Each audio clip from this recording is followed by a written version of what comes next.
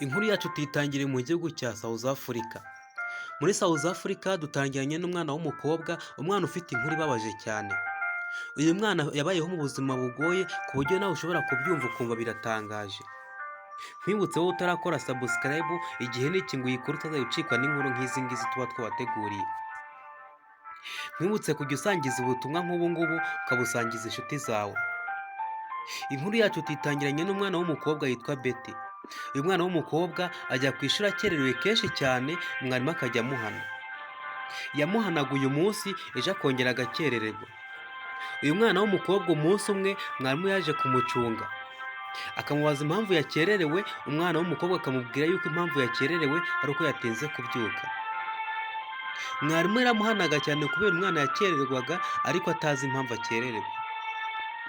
Mwarimu yahoraga yitegereza umwana mu maso yiwe akabona nta kanyamuneza afite.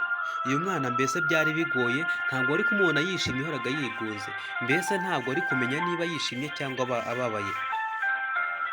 Nkubwije ukuri ko iyi nkuru ari inkuru ibabaje kandi yabayeho, ubuzima bw'uyu mwana bwari bushaririye. Uyu mwana yajyaga ku ishuri akahagera akererewe, akahagera asanga amasomo yatangiye. Nawe wakibaza ngo kuki yakererwaga buri munsi, agakererwa uyu munsi, ejo akongera agakerererwa.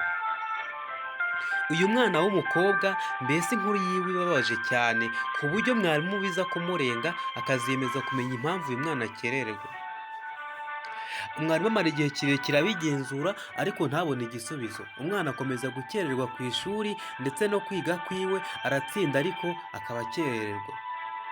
Mwarimu biza kumutungura cyane kubona umwana ukerererwa atsinda kurusha abandi.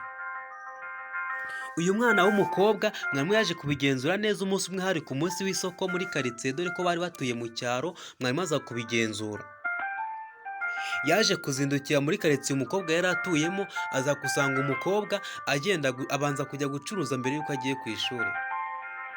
Mbega ubuzima bwari bugoye. Uyu mwana w'umukobwa yajyaga ku ishuri avuye gucuruza.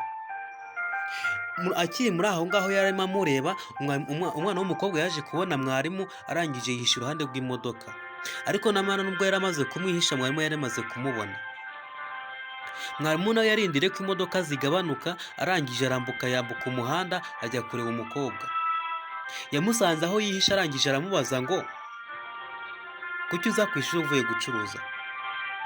Umwana w'umukobwa yarahindukiye areba mwarimu maze amarira amubunga mu maso.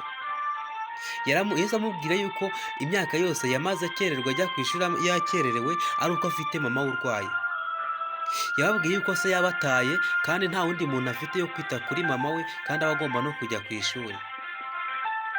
Mbese umwana w'umukobwa bisobanuye yuko ari we yari atunze urugo kandi yagombaga no kujya kwiga. Mbere yo kujya kwiga yabanzaga kujya gushaka amafaranga yo kuvuza mama we, akabona n'icyo kumutunga. Kandi bivuze yuko uyu mwana ari we yishakiraga ibikoresho byo ku ishuri. Iyi nkuru irababaje cyane ku buryo wumva ko nawe ibabaje. Uyu mwana yishakiraga ibikoresho byo ku ishuri, agashaka amafaranga yo kuvuza mama we wari urwaye, kandi akanishyura mituweli n'ibindi byose by'ingenzi mu buzima cyangwa mu rugo. Uyu mwana w'umukobwa yari afite imyaka 16. Nubwo ari mutoya cyane, yari afite ibitekerezo bikuru cyane ku buryo byari bisumbye n'iby'abagore. Uyu mwana w'umukobwa yari atangaje. Mwarimu yumvise inkuru y'uyu mukobwa imurenze, yiyemeza kuzajya amufasha akamugayidinga, akamwigisha ku mugoroba. Umwarimu byaramurenze, afata amafaranga, umushahara wose yari afite w'ukwezi aho uyu mukobwa kugira ngo awifashishe ajye kuvuza mama we.